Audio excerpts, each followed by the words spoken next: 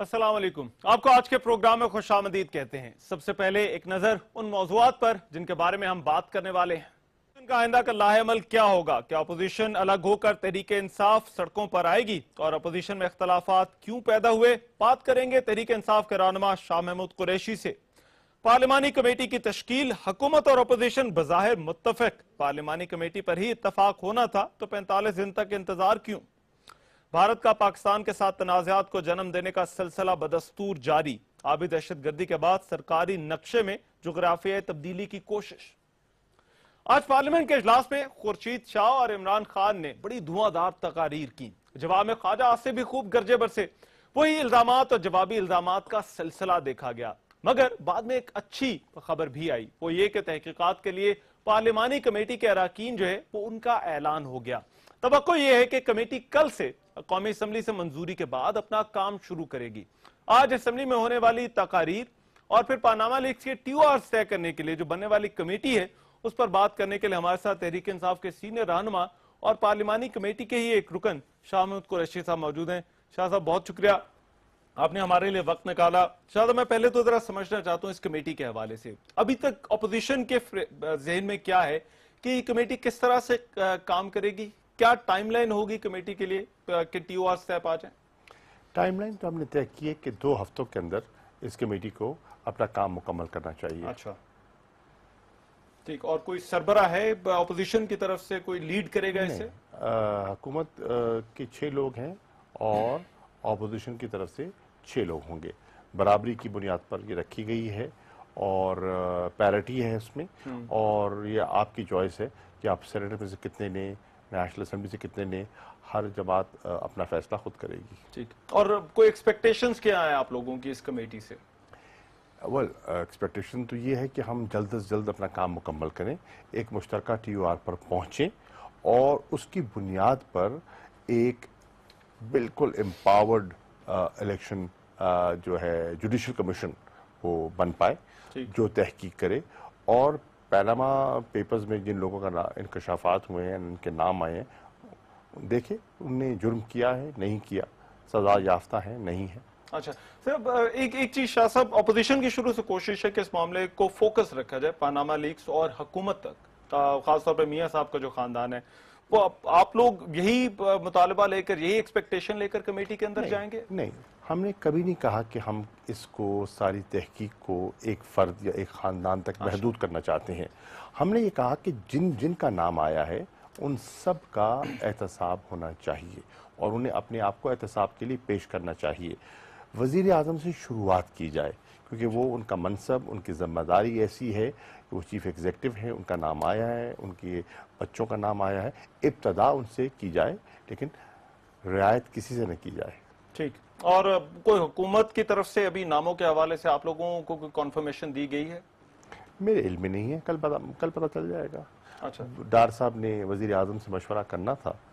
اب یہ دیکھتے ہیں کہ وہ اپنے 6 ناموں میں نون کے لوگ کتنے ڈالتے ہیں. ان کے اتحادی بھی تو ہیں، اب ان اتحادیوں میں سے کس کو شامل کرتے ہیں.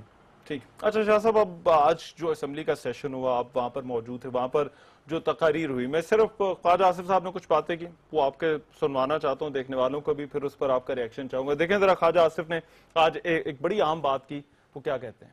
خورشید شاہ صاحب کو آج سے 2 مہینے پہلے شاہ صاحب کہا تھا کہ آپ کیا ہیں، آپ کے متعلق کیا کہتا تھا. اب مجھے بڑی خوشی ہوئی کہ تھوڑے پیچھے نکرے لا کے کھلوتا رہے گا.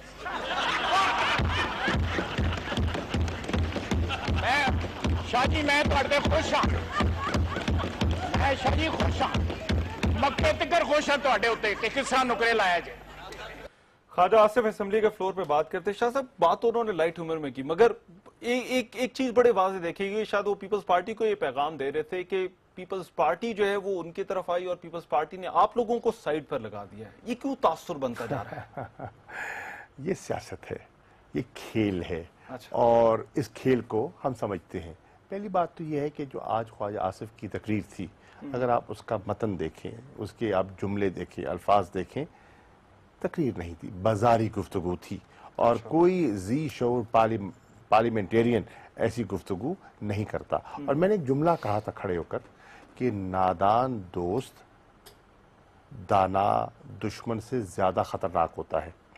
नवाज शरीफ साहब के लिए इस किस्म के जो दोस्त हैं ना, वो ख़तरनाक है। उनका जहाज़ डबोने में ये अपना किरदार अदा करेंगे। ये जुमलेबाजी करते हैं, ये नंबर बनाने की बात करते हैं, और इससे हासिल वसूल कुछ नहीं होता। एक तरफ हुकूमत कोशिश कर रही है कि आइए बैठिए, बैठ के मज़ाकरात करें, दूसरी तरफ वो माहौल ख़राब कर रही है, हमसे दरख्वास्त कर रही है कि 22वीं आईनी तरमीम में तावन कीजिए। हमारे बगैर तो हुकूमत कर नहीं पाएगी। और फिर इस किस्म की जुमलेबाजी। तो आप देखें कि उनके अपने वज़रा डार साहब और बहुत से लोग थे, वो ख्वाजा आसिफ की गुफ्तगू को पसंद नहीं कर रहे थे, और बहुत से लोगों ने कहा ये क्या बात की उनने। बहरहाल उनका एक स्टाइल है। ठीक, मैं एक और चीज, क्योंकि ख्वाजा और आसिफ की दूसरा ये जो कहा जाता है ना कि जी पीपल्स पार्टी आगे आगे पीछे आगे, देखिए तहरीक इंसाफ अपने ऑब्जेक्टिव्स को हासिल करना चाहती है। हमें एहसास कमतरी नहीं है कौन आगे आ गया, कौन कहाँ खड़ा हो गया।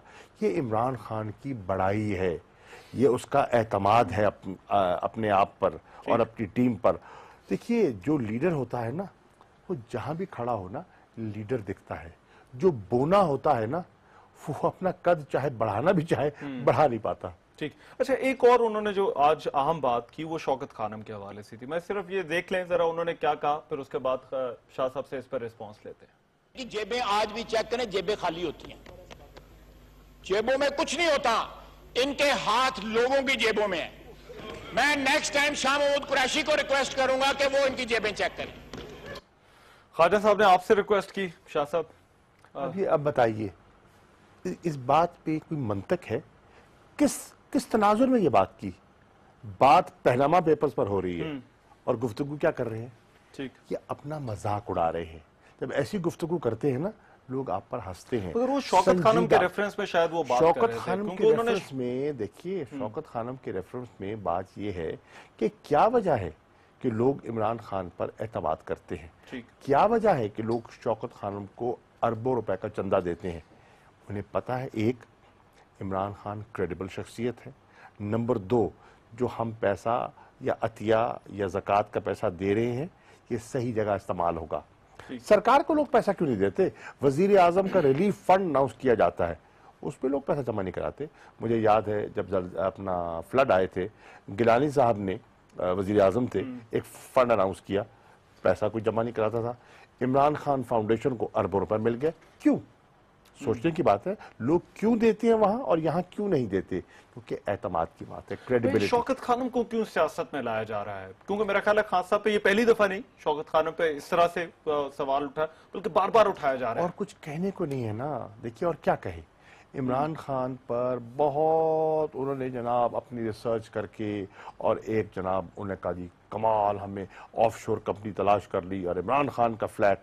इमरान खान ने आज आके सारे सबूत रख दिए, ये मेरी इनकम, इस तारीख को खरीदा, इस तारीख को बेचा, इतनी कीमत में बेचा, पैसा कमाया काउंटी क्रिकेट खेलकर, उस पर टैक्स एट सोर्स 35% कटा, वो जो आमदन थी उस फ्लैट को बेचा, पैसा पाकिस्तान लेकर आया, बैंकिंग चैनल के जरिए से लेकर आया। यहां तो रोना है कि यहां से लोग लूटकर पैसा बाहर मुंतकिल करते हैं। इमरान खान तो उन काबिल फख्र पाकिस्तानियों से है जो बाहर कमाकर पैसा यहां भेज रहे हैं, और आज भी ये मुल्क उन पाकिस्तानियों के सहारे चल रहा है जो बाहर कमा के यहां पैसा रिमिट कर रहे हैं।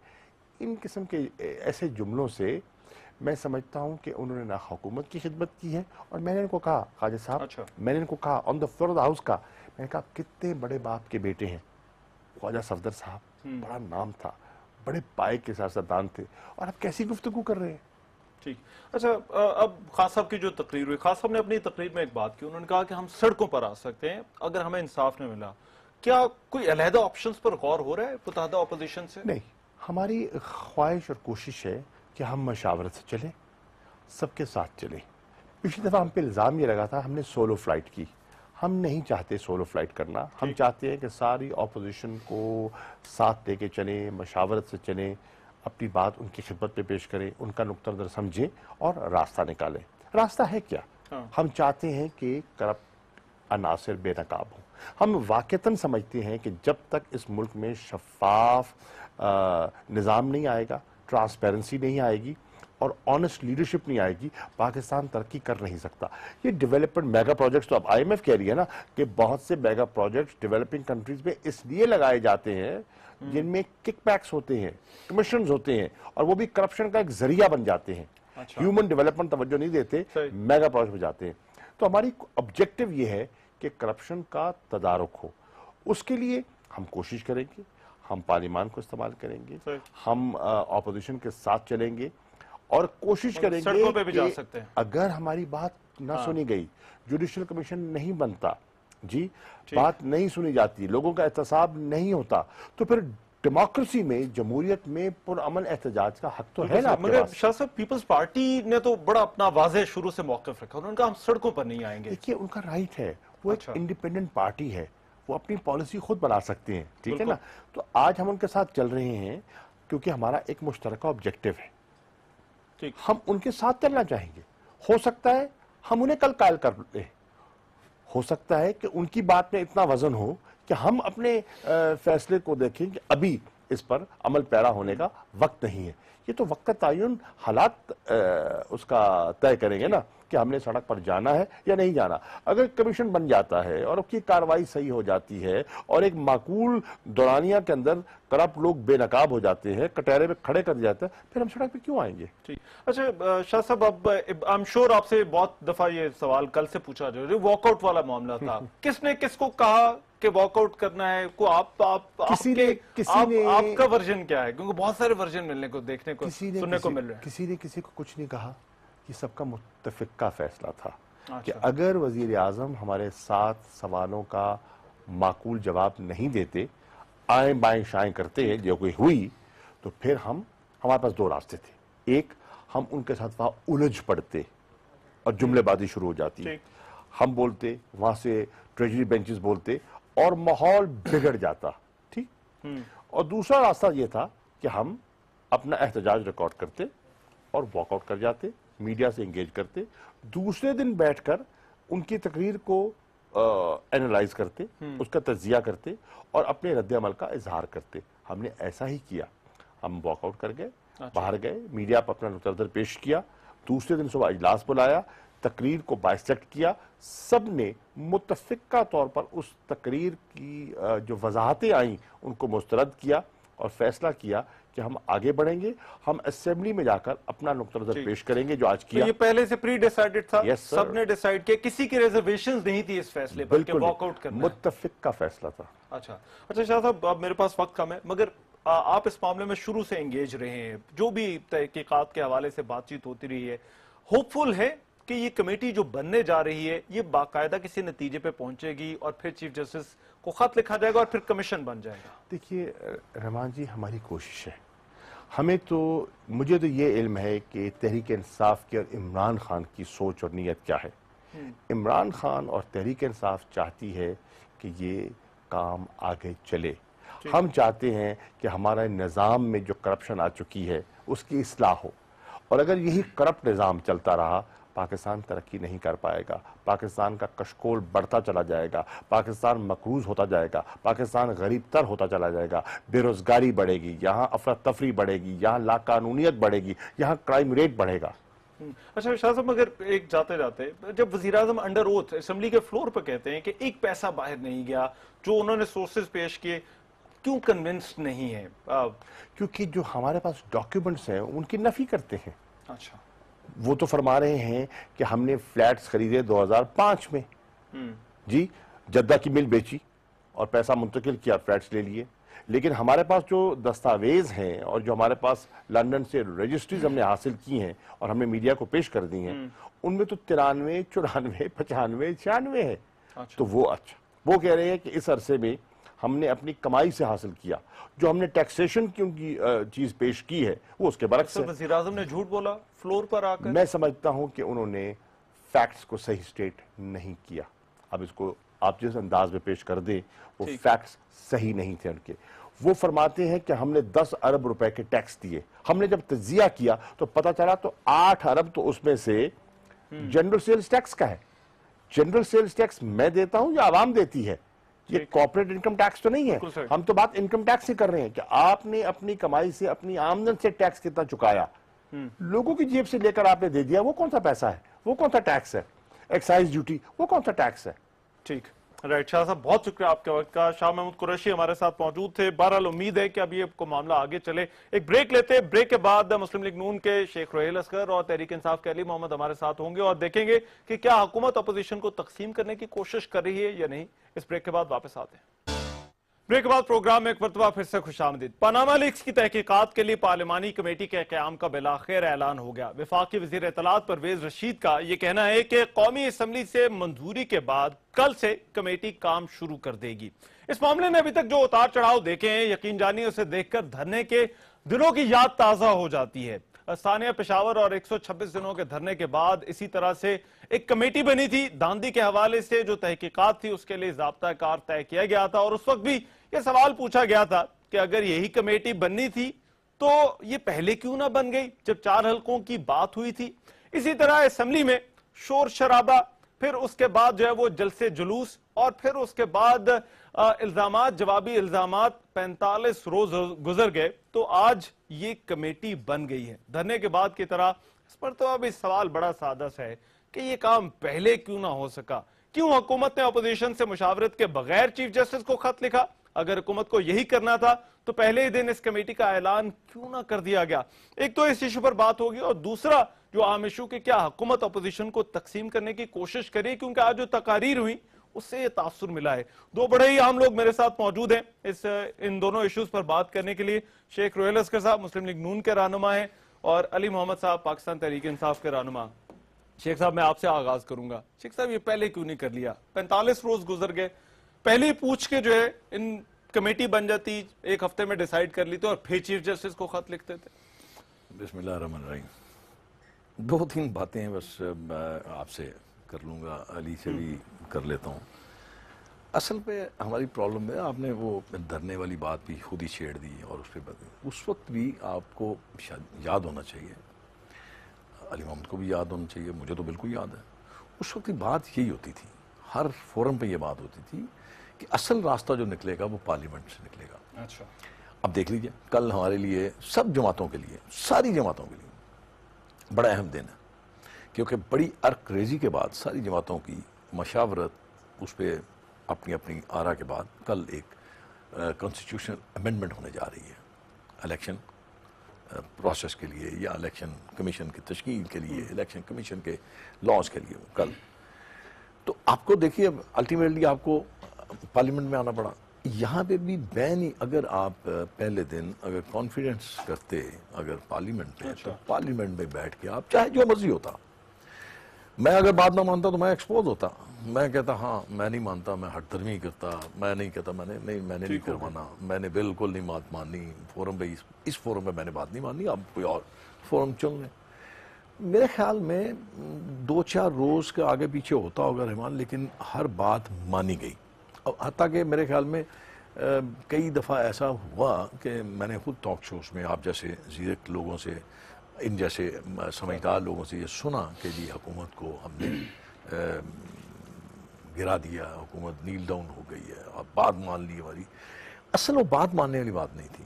حکومت نے ہر وہ کوشش کرنی ہے جس سے اس جو آپ کا انسٹیٹیوشن ہے یا جو آپ کا سسٹم ہے اس کو کوئی گزن نہ پہنچے. یہ بات میں آپ کے پروگرام میں کہہ رہا ہوں کہ اگر خدا نہ خواستہ میری انا سے یا کسی اور جماعت کی انا سے یا کسی اور کی بات سختی کی وجہ سے اگر اس کو کوئی مسئلہ بنتا ہے تو یقین کیجئے ہسٹورین اس کے بڑا خلاف لکھے گا جب بھی بنتا ہے گا. آپ کو اس چیز کا امکان نظر آ رہا ہے ایسا ہو سکتا ہے؟ ہونا نہیں چاہیے.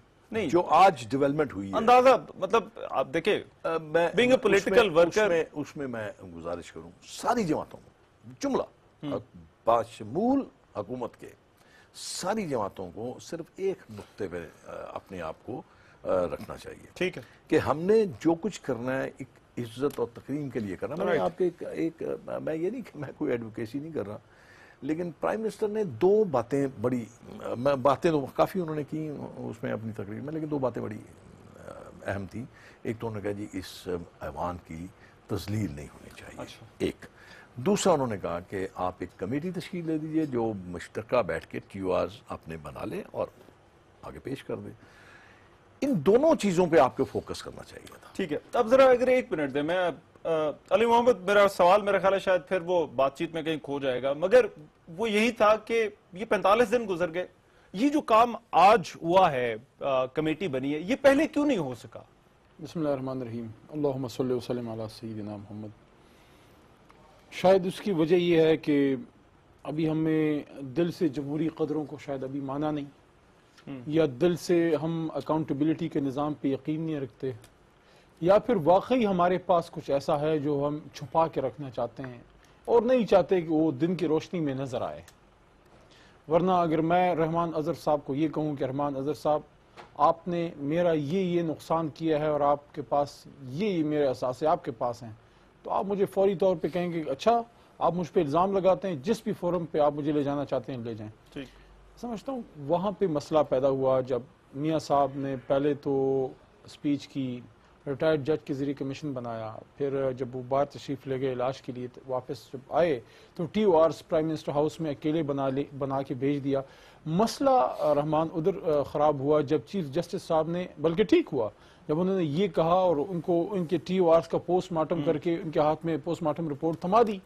اس کے بعد ان کا احساس ہوا کہ اب پارلیمان میں بھی آنا چاہیے اور اب اس کو سیریس لینا چاہیے, کیونکہ اگر چیف جسٹس صاحب نے ان TORs پہ انکار کر دیا, دیکھیں یہ TORs جس کی طرف میاں صاحب ہمیں لے کے جانا چاہتے تھے یا ہم چلے گئے ہیں بنانے کے لیے, یہ انہوں نے خوشی سے نہیں کیا, یہ اپنی کوشش کر گئے ہیں. میرا خیال ہے شیخ صاحب یہ آرگومنٹ بڑا ویلڈ ہے.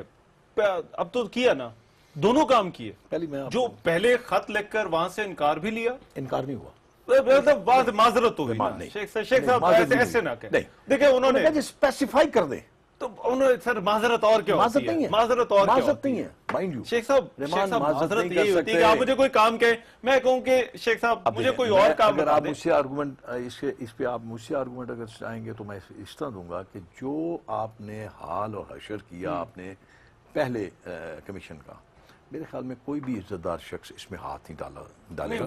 میں نے اس بارے میں نہیں سر اسمبلیوں میں واپس اس وقت تک جب تک چیف جسٹس اپنے منصب پہ قائم تھے, اس کے بعد جو کچھ ہوا اللہ, یہ میں آپ کو گزارش کر دوں, آپ ریکارڈ نکال لیجیے. میں ایک بریک لینا, یہ بڑا امپورٹنٹ نقطہ آپ چھیڑیں کیونکہ ریکارڈ نکال لیجیے تسلیم. اور میں یہ پھر آپ کو ایک بات بتاؤں, chief justice of Pakistan, supreme court of Pakistan, اگر چیف ایگزیکٹو کوئی ریکویسٹ لیٹر ان کو بھیجتے ہیں وہ ٹرن ڈاؤن نہیں کر سکتے.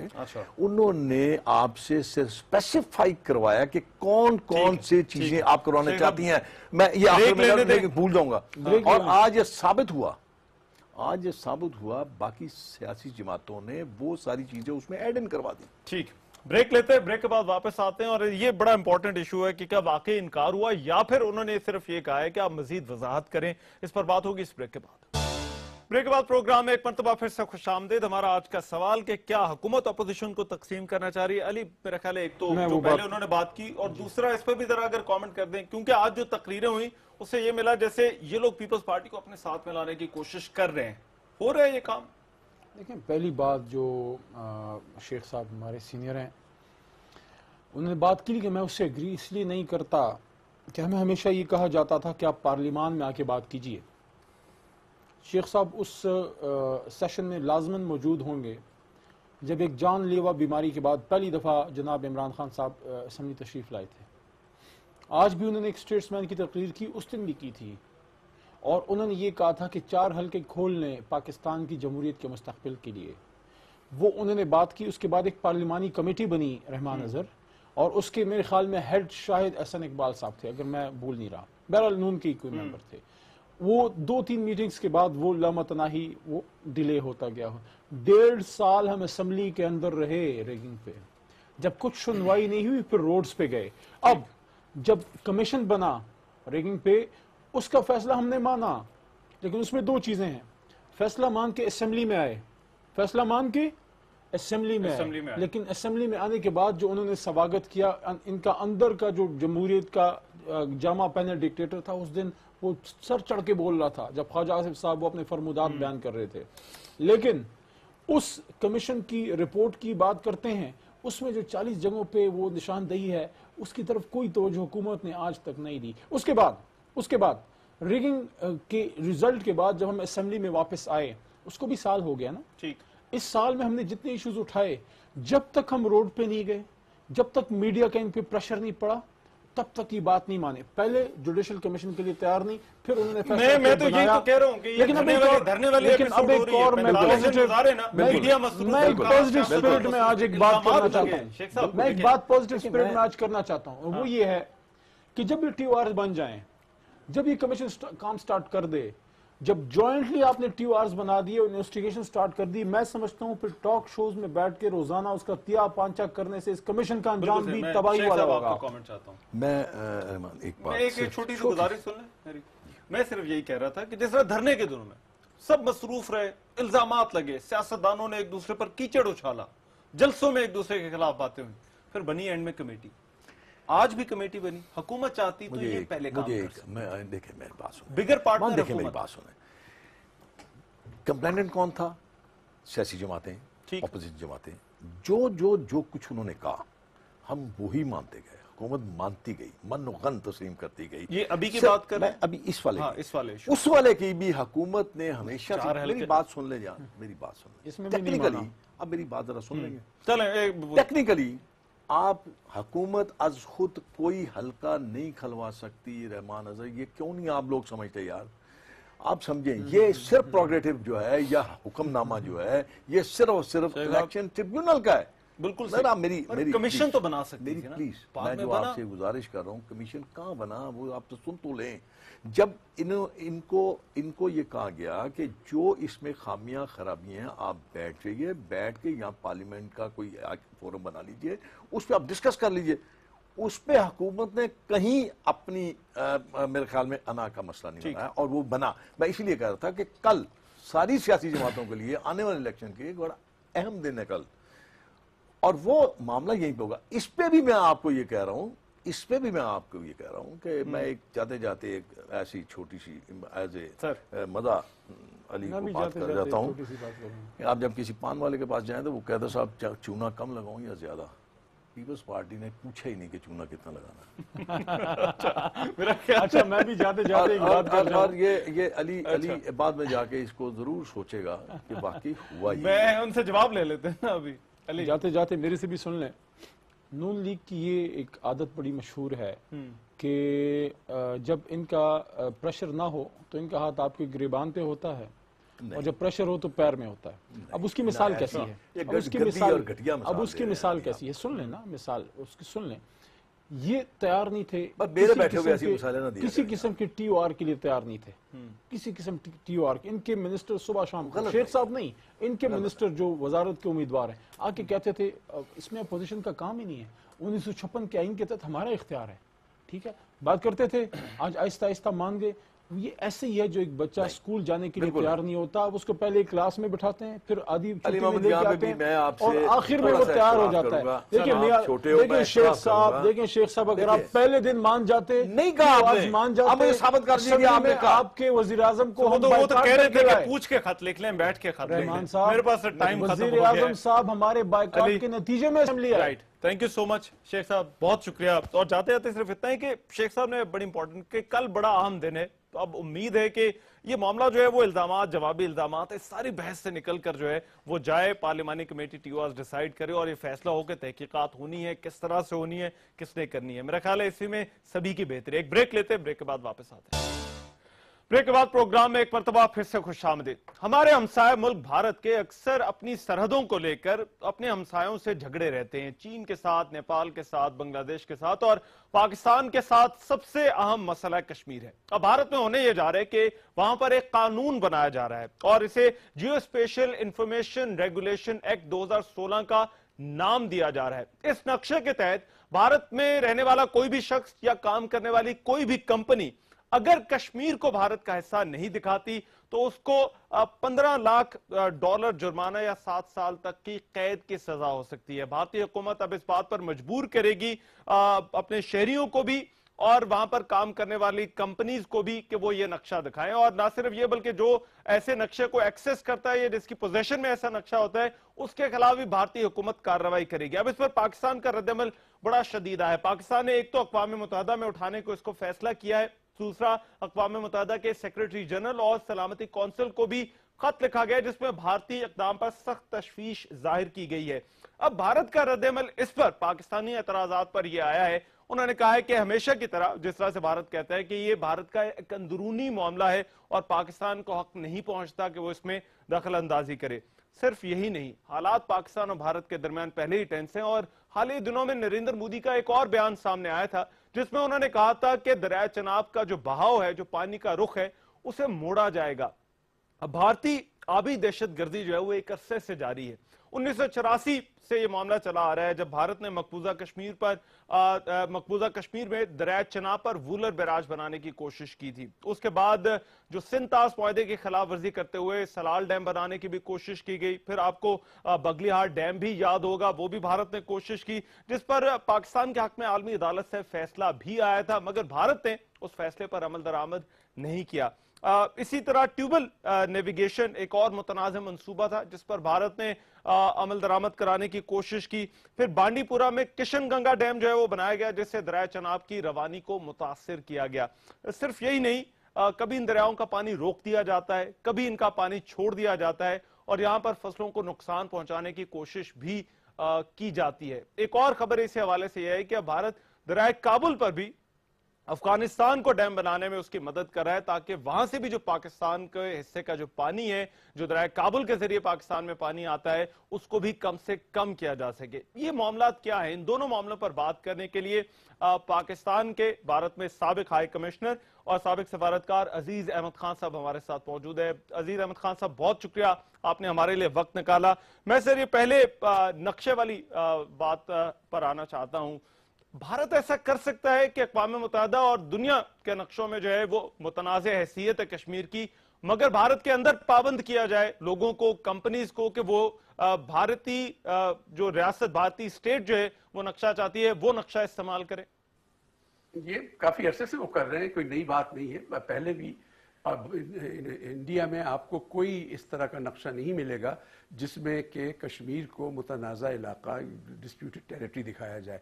वहाँ जो भी नक्शे मिलते हैं उसके अंदर कश्मीर को हिंदुस्तान का हिस्सा दिखाया जाता है, जो कि बिल्कुल इंटरनेशनल लॉ के खिलाफ वर्जी है, यूएन रेजोल्यूशन की खिलाफ वर्जी है। पर वो अपने मुल्क के अंदर जो दीदा दलीली चाहे कर सकते हैं, उनको रोका तो नहीं जा सकता। अपने शहरियों पे बहरहाल वो कर रहे हैं, तो वो कोई नई बात नहीं। ये जो नई लेजिस्लेशन है, मुझे इसकी पूरी डिटेल नहीं पता, पर मेरे अपने जो कुछ मैंने थोड़ा बहुत उसके मुतालिक देखा है, खबरें देखी हैं, वो यही है कि इंटरनली भी इसके ऊपर कोई एतराज़ात हैं क्योंकि इसका स्कोप काफ़ी ज़्यादा वाइड हो जाएगा और बहुत सी एरियाज़ को अफेक्ट करेगा। तो इसका इतनी आसानी से पास होना भी मुमकिन नहीं है। लेकिन जहाँ तक उसका ताल्लुक़ है, इंटरनेशनल लॉ का ताल्लुक़ है, कश्मीर जो है, रियासत जम्मू एंड कश्मीर जो 47 में एग्जिस्ट करती थी, वो एक डिस्प्यूटेड टेरिटरी है और जब तक कि उसका फैसला नहीं हो जाता यूएन रेजोल्यूशंस के मुताबिक, वो डिस्प्यूटेड टेरिटरी ही रहेगी और अभी भी वो यूनाइटेड नेशंस की सिक्योरिटी काउंसिल के एजेंडा के ऊपर है। तो हिंदुस्तान का ये कहना, क्लेम हुआ इंटरनली, वो पहले से भी क्लेम करते रहे कि जी ये तो हमारा अटूट अंग है और हमारा इंटीग्रल हिस्सा है, और पाकिस्तान ने कश्मीर के कुछ हिस्से पे कब्जा किया हुआ है। तो ये एक अपना इंटरनल बात है, इंटरनेशनली उसको कोई नहीं एक्सेप्ट। ठीक, मगर सर अब क्योंकि पाकिस्तान का ये कहना, पाकिस्तान ने खत पे लिखा है सेक्रेटरी जनरल को और अक़वाम मुत्तहिदा की सलामती कौंसिल को भी, क्या यूएन पाबंद कर सकता है या भारत से कह सकता है, क्योंकि यूएन के नक्शों के मुताबिक तो कश्मीर एक मुतनाज़िर टेरिटरी है? यूएन के नक्शों में ये मुतनाज़ ही रहेगी, लेकिन मेरा नहीं ख्याल कि यूएन भारत को पाबंद कर सकता है उस चीज़ का। बहरहाल ये आप देखें कि यूनाइटेड नेशंस का उसके ऊपर और सिक्योरिटी काउंसिल का क्या रिएक्शन होता है। पाकिस्तान ने तो प्रोटेस्ट अपनी तरफ से कर दिया है। ठीक, अच्छा अजीज अहमद खान साहब, अब मैं जरा दूसरे मामले पर आना चाहता हूँ जो अभी जारी है। जिस तरह से पानी, मैंने कहा कि कभी रोक दिया जाता है, कभी जो है वो छोड़ दिया जाता है। अभी जो नरेंद्र मोदी का अभी का बयान है कि दरिया चनाब का जो बहाव है उसका रुख मोड़ा जाएगा, इसको आप किस तरह से देखते हैं? एक मरतबा फिर से एग्रेशन शो की जा रही है? वो दरिया चनाब का बहाव نہ موڑ سکتے ہیں نہ روک سکتے ہیں. ایک انٹرنیشنل معاہدہ ہے Indus water treaty. Indus water treaty جو 1960 میں سائن ہوئی تھی اور جس کے اوپر کہ منو ان عمل ہوتا رہا ہے. حالانکہ پاکستان کے چاہے انڈیا پاکستان کے جو بھی تنازعات رہے ہوں اس کے اندر یہ ٹریٹی کام کرتی رہی ہے. اور اس ٹریٹی کے اندر جو 3 ویسٹرن ریورز ہیں چناب، جہلم اور انڈس، اس کا پانی پاکستان کے لیے مختص ہے، پاکستان کے لیے ہے، اور اس میں نہ انڈیا اس بہاؤ کو روک سکتا ہے نہ اس میں سے پانی ڈائیورٹ کر سکتا ہے. تو یہ ایک بالکل کیٹیگورک انٹرنیشنل لا کی بات ہے اور نہ انڈیا یہ کر سکے گا. دوسری بات یہ ہے کہ ہاں انڈیا کو اس بہاؤ سے run of the river hydel projects کی اجازت ہے، وہ ٹریٹی کے اندر اس کی اجازت ہے، اور وہ کنڈیشن اس کے اندر یہی ہے کہ وہ رن آف دا ریور جو ڈیمز جو ہائیڈل پاور سٹیشنز بنائیں گے وہ کسی طرح بھی بہاؤ میں دخل انداز نہیں ہوں گے. پانی کا والیوم بھی نہیں کم ہوگا اور پانی کا جس طرح بہاؤ چلتا ہے وہ بھی جاری رہے گا. ان کو اس کے اوپر ڈیم بنانے کی اجازت نہیں ہے اور اس کے اندر وہ صرف تھوڑا سا پونڈیج کریٹ کر سکتے ہیں، وہ بھی with in limits and with the approval of and agreement of Pakistan. اور اس کے اوپر اب تک جتنے بھی وہ ہو چکے ہیں پروجیکٹ ہو چکے ہیں وہ پاکستان کی منظوری کے ساتھ ہوئے ہیں. جہاں تنازع آیا ہے جیسے بگلیار کے سلسلے میں آیا تھا وہ ہم نے نیوٹرل ایکسپرٹ کو دیا اور جو ڈیسیجن تھا وہ to the satisfaction of both parties تھا. تو اس کے اندر سب سے زیادہ جو اچھی چیز ہے انڈس واٹر ٹریٹی کی وہ یہی ہے کہ اس کے اندر آپ انٹرنیشنل آربیٹریشن کے لیے جا سکتے ہیں. انڈیا یک طرفہ کارروائی نہیں کر سکتا. عزیز احمد خان صاحب بہت شکریہ، سابق سفارتکار اور بھارت میں پاکستان کے ہائی کمشنر رہ چکے ہیں، ہمارے ساتھ موجود تھے. بہرحال یہ بھارتی 2 اقدامات تھے جن پر بات کرنا ضروری تھا، اور میرا خیال ہے کہ ایک چیز بڑی واضح ہے کہ اب انٹرنیٹ کا وہ دور ہے کہ جس میں کسی کو بھی فورس نہیں کیا جا سکتا کہ وہ یہی نقشہ جو ہے وہ استعمال کرے یا جو بھارت کا سچ ہے اس کو وہ مانے ہر صورت میں، چاہے اس کے لیے کوئی قانون ہی کیوں نہ بنا دیا جائے. میرا خیال ہے یہ ہمارے ہمسایہ ملک کے جو پالیسی میکرز ہیں انہیں یہ سمجھنے کی ضرورت ہے. آج کے پروگرام سے اتنا ہی. میزبان رحمان سے کو اجازت دیجیے. اللہ نے کے بعد.